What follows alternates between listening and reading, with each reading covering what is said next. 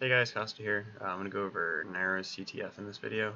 So the first thing we're going to do is lay out the different spawns. So starting from our side, we have spawns in R1 and L1, we have spawns in our objective, spawns in our stage, or really on either side of it, and then the man cannon spawns.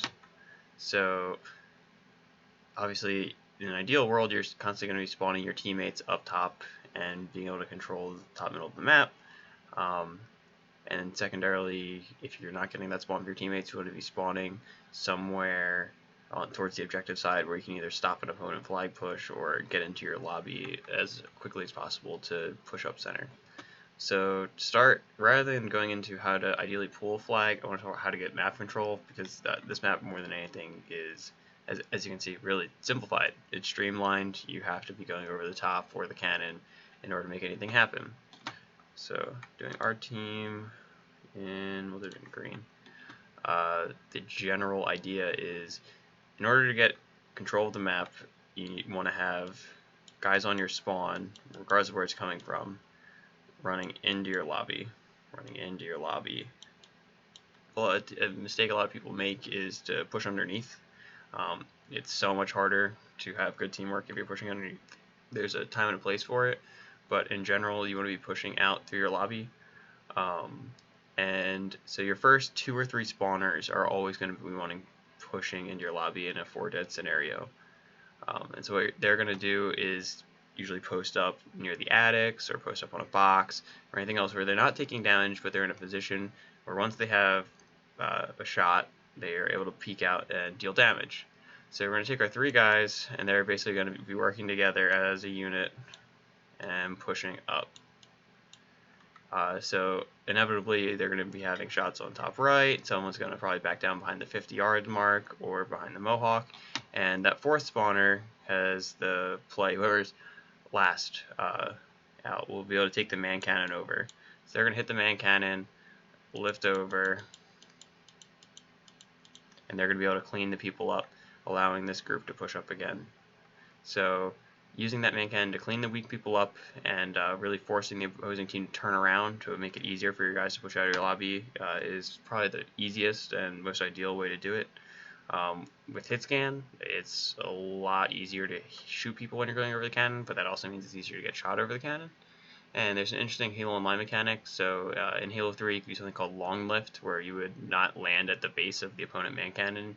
You would land near the sniper ramp. You can't do that in Halo Online. The cannons are set up with different physics where it forces you towards the center.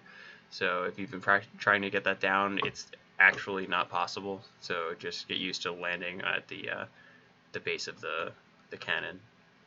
So that's our group to push out.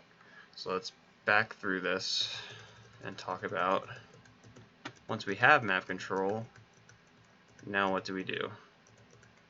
So once we have map control in an ideal world, we're going to have 1 sniper around the 50-yard line. So I'll make it an S. Our sniper around the 50-yard line, and he's going to be able to get spawn shots on. And then the trick is to have a second guy who's going to work with him.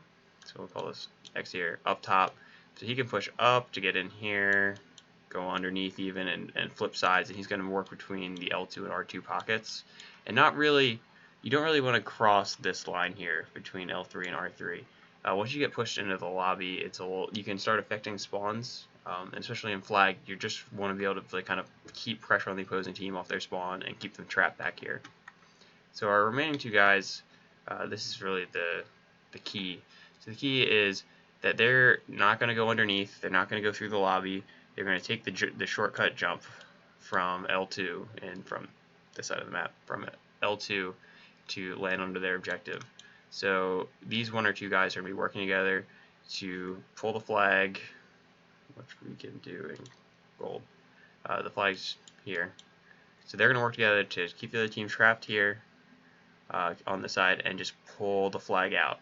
And if you have top control, the flag run is always through the opponent's sniper, underneath, and then you're pulling it either into R1, depending on if you, just honestly depending on where you're getting shot from and where they're spawning, or to keep running it underneath. So we have these two guys top mid, we have our flag runner running back, and then the other support guy, if he dies, the top mid guy who isn't sniping usually wants to drop underneath and watch the opponent flag door. That's a really, really important cutoff point here. So if you can have someone underneath watching the opponent man cannon door, it'll make it a lot harder to push out. You can nade it easily and make the opponents weak. And by doing that, your flag runner is going to have a much easier time. And if you leave that unguarded, the flag run usually won't be successful. So that's a really important choke point to practice getting kills on. There are a lot of ways to do it. You can hide right in the corner and go for back smacks. You can just sit in L2 and try to get an angle. You can, if you have a sniper, you could sit on the opponent objective and look across. There's a lot of different ways to do it, but you absolutely need to have someone watching that man cannon door. That's the #1 priority when running the flag, for sure. If the other team pushes up top or through lobby, the flag runners going to want to go underneath. If the other team pushes underneath, the flag runner is going to want to run up top. So you're trying to just keeping the flag on the opposite level that the other team's pushing. So with all this in mind, talk about how to get top control, and I talked about how to actually run the flag. So we have underneath, we have up top, going off the shortcut and everything else. I often like to run the flag through my own lobby rather than running it in through the snipe door. I just find it's too easy to get killed, especially in Halo Online, in front of the snipe or in front of the objective snipe area, making that run to try to get to the cap point. I've always found it's usually safer to run it through your lobby, especially if they have anyone man cannoning. It's a lot harder for that guy to run all the way back around and kill you through lobby than it is for him to cut you off at the drop-off point. So we have all that covered. The other thing I want to talk about is how to stop a flag run. So it's very important to notice the difference, or be conscious of the difference between trying to get map control, and how to actually stop the flag. So when you're stopping the flag, you have 2 points at which to do it. So bringing it back, I'm just going to take everything off. So if the other team has a setup and they're pushed up, they got some stuff going on, they got worst case scenario here. So if you're alive, like your last guy alive, your goal is to stop them from getting a quick flag pull. That means posting up in around your objective and just trying to slow this down and kill the flag runner before he gets going. So if you're able to do that, you should be able to, again, get control of your lobby, push up top, and just shut down the flag run before it gets going. My rule of thumb is once the flag gets past your snipe door, your push should almost exclusively be up top if you're one of the first spawners. You're going to want to push up top, and you're going to be able to overpower and have numbers on the guys that are trying to control top mid for the other team. You're going to be able to kill those guys and kind of have separate fights and make it easier to stop the flag then. So that's for your first couple spawners. If you're a later spawner, it's fine to man cannon over, or if you know that they're no longer watching top mid, it's great to man cannon over and post up around their snipe and take an angle looking backwards. But a mistake a lot of people do, again, they cut off the flag at the flag door. The flag door is too easily defendable, or sorry, the cannon door. It's too easily defendable of a position, and nades, rockets especially. If you have rockets, it's a great place to patrol. Will shut you down so easily. So you need to be conscious of, really, you're not going to try to stop the flag at your own sniper. You're going to try to stop the flag either at the objective, or you're going to try to stop it by getting top mid control. Don't get caught trying to chase the flag around, because this is how you get double capped on. A lot of bad stuff can happen. So again, we're going to push through lobby if we can't delay the flag run. And that could also give you an opportunity for a counter cap, which is always a good thing. So that's what I wanted to cover for Narrow CTF. If you have any questions, feel free to post them in the comments. Narrow is a little bit more streamlined than the other maps, but everyone's roles kind of needs to be very fluid on who's going to be jumping off and who's going to be running flags. I would say on Narrows more than any other map will you see a rocket guy running flag, or will you see a sniper running flag, because you just have to know, like, whoever, it's all about getting the flag that first 10 yards and then getting the flag the last, or not necessarily the last, but getting the flag the first 10 yards and then breaking it over to your side of the map.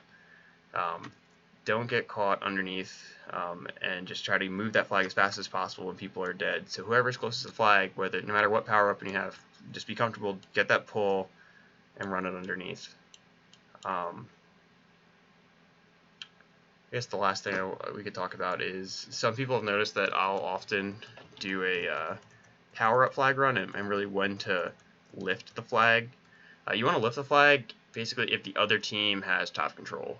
Or not necessarily top control, but you don't have top control, and you know they're either spawning lobby or your teammates are telling you they're pushing really, really hard up top, then it's fine to run the flag through power up and then just drop it in the man cannon. Don't lift with the flag in your hands and go over the man cannon, because if they shoot you and kill you while you're over the man cannon, the flag will drop straight down. But if you throw the flag into the man cannon, it'll get to your side regardless, and that'll put a lot of pressure on the opposing team to get down there and get a flag stop. So the power-up run is all about just doing it whenever the other team's strictly pushing top and you know that they've abandoned their man cannon. So those are your potential flag runs. It's how you stop it. It's how you get map control. It's honestly a lot of slang, a lot of pressure on your sniper to get spawn kills and put a lot of pressure on the opposing team. So good luck with Narrow CTF. Let me know if you have any questions, and Narrow Slayer will be coming up next.